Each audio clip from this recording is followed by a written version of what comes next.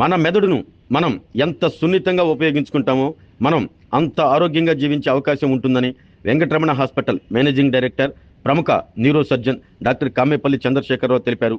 World brain day సందర్భంగా ప్రజల్లో అవగాహన కల్పించే దాంట్లో భాగంగా ఆయన మాట్లాడుతూ, ఈ రోజుల్లో ప్రధానంగా తలెత్తుతున్నటువంటి మెదడు సమస్య అయిన బ్రెయిన్ డెడ్ మన జోలికి రాకుండా ఉండాలి అంటే మన రోజువారీ పనుల్లో ఒత్తిడి తగ్గించుకుని, జీవన శైలిని మార్చుకుని, మనిషి మెదడుపై ఒత్తిడి లేకుండా ప్రశాంతంగా జీవనం సాగించాల్సిన అవసరం ఎంతైనా ఉందన్నారు. ప్రధానంగా ప్రజలు తమ ఆహార అలవాట్లను మార్చుకుని విలువైన పౌష్టిక ఆహార పదార్థాలు తీసుకోవటం వలన మెదడుపై వచ్చే ఒత్తిడి తగ్గి ఆరోగ్యంగా ఉండవచ్చునంటూ ఆయన తెలిపారు. ప్రజలు ప్రస్తుతం డిజిటల్ లైఫ్ స్టైల్ తగ్గించి మెదడుపై ఒత్తిడిని తగ్గించి ఆరోగ్యమైన జీవితాన్ని సాగించాలి అంటూ ఈ వరల్డ్ బ్రెయిన్ డే సందర్భంగా తాము బ్రెయిన్ హెల్త్ ఫర్ ఏజెస్ అనే థీమును ఏర్పాటు చేసి ప్రజల్లో బ్రెయిన్ సమస్యలపై అవగాహన తీసుకొని రావడం జరుగుతున్నట్టు ఆయన తెలియజేశారు. ఈరోజు ముఖ్యంగా మనం తెలుసుకోవాల్సింది ఏంటంటే జూలై 22 అనేది మెదడుకి వరల్డ్ బ్రెయిన్ డేగా పరిగణించబడింది. ఇది ముఖ్యంగా ఏంటంటే మనం అందరం కూడా ఈ రోజుని ఎందుకు గుర్తుంచుకోవాలంటే మనం ఎక్కువగా కూడా మన మెదడుకి సంబంధించిన వ్యాధుల్ని ఈ మధ్య కాలంలో చాలా అరుదుగా చాలా ఫ్రీక్వెంట్గా చూస్తూ ఉన్నాం. దీనికి కారణాలు కొన్ని ఉన్నాయి. మనం లైఫ్ స్టైల్ చేంజ్ అవ్వటం, పని ఒత్తిళ్ళ వల్ల, నిద్రలేమి సమస్యలు, హ్యాబిట్స్ వల్ల, వీటన్నిటి వల్ల ఇట్లాంటి సమస్యలు ఎన్నో చూస్తూ ఉన్నాం. ఈ సంవత్సరానికి దీనికి ఒక థీమ్ ఏర్పడింది. ఈ brain health for all ages అని నిర్ణయించారు.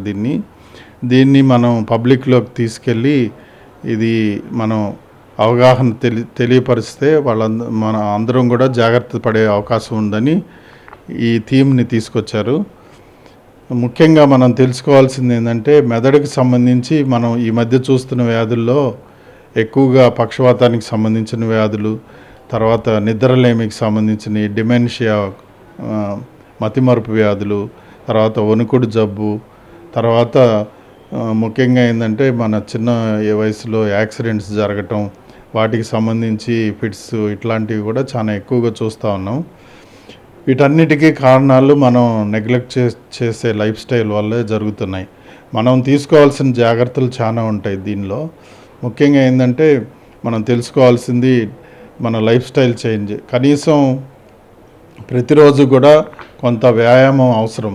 ఈ వ్యాయామం ద్వారా కొంత మన బ్రెయిన్ని స్టిమ్యులేట్ చేసి హార్మోన్స్ రిలీజ్ అయ్యి వాటి ద్వారా మనం బ్రెయిన్ న్యూరాన్స్ని ఫంక్షన్ పెంచుకునే అవకాశం ఉంది. కాబట్టి ప్రతిరోజు ఒక 20-30 మినిట్స్ అన్నా మన వ్యాయామం, ఏ రకమైన వ్యాయామం అయినా పర్లేదు, యోగా కానీ వాకింగ్ కానీ రకరకాలు ఉన్నాయి కదా, అవన్నీ కూడా ఏదైనా సరే ఎంత చిన్న వయసు నుంచి అయినా స్టార్ట్ చేసి దీన్ని పెంచుకునే అవకాశం ఉంటుంది.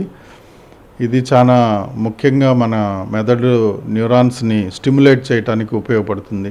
తర్వాత బుక్స్ రీడింగ్ అనేది ఈ మధ్య మర్చిపోయాం మనం. ఈ ఆర్టిఫిషియల్ ఇంటెలిజెన్స్, జీపీటీలు, ఇవి చాట్ జీపీటీలు ఇవన్నీ వచ్చిన తర్వాత ఏంటంటే మనం ఏదైనా సరే ఒకటి ఆలోచించాలన్నా కూడా డైరెక్ట్గా సెల్ తీసుకుని దానికి గూగుల్ చూడటం, ఏఐలో దాన్ని అడగడం జరుగుతుంది. అట్లా కాకుండా మనం సొంతగా ఆలోచించే కెపాసిటీని పెంచుకోవాలి. లేదంటే మన ఉన్న న్యూరాన్స్ ఏంటంటే దెబ్బతినిపోయి తక్కువ ఏజ్లోనే మనకి మతిమరుపు వ్యాధులు ఇట్లాంటివి వచ్చే అవకాశం ఉంటుంది. మీరెవరు కూడా ఎక్స్ప్లోర్ చేయాలి.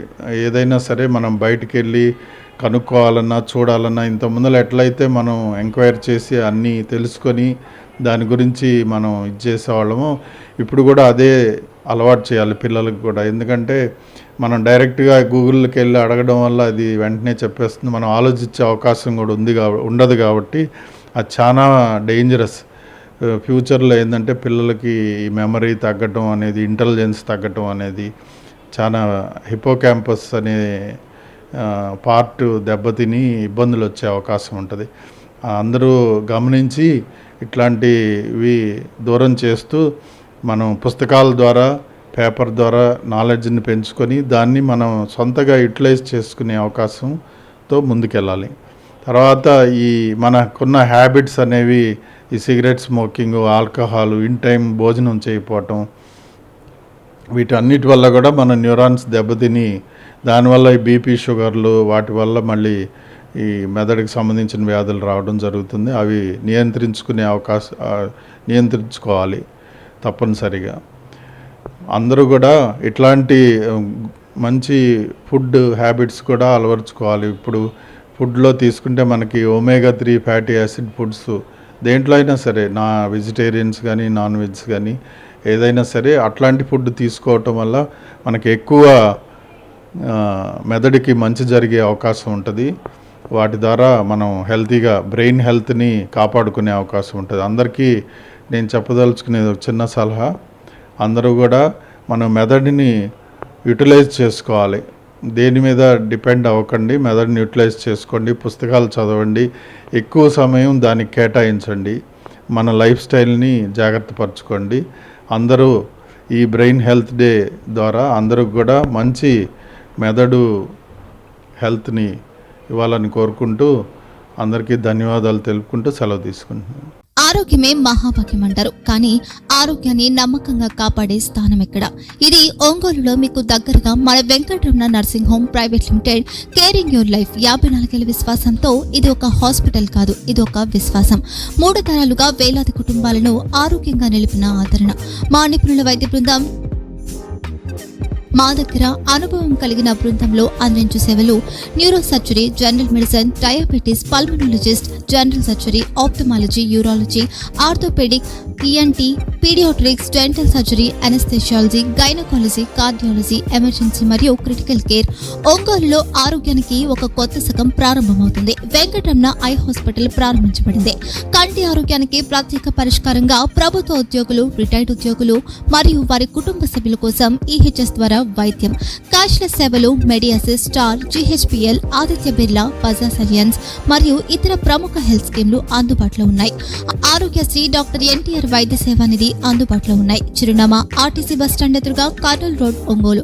Phone number 08592282623, cell number 9100679099. Eye hospital number 9866484770. Website www.venkatramananursinghome.com. Facebook www.facebook.com/pkrnh. Venkataramana nursing home, 3 తరాల విశ్వాసం, నూతనతతో కూడిన సేవ. మేము కేవలం చికిత్స చేయము, మేము శ్రద్ధ వహిస్తాం, పరిరక్షిస్తాం.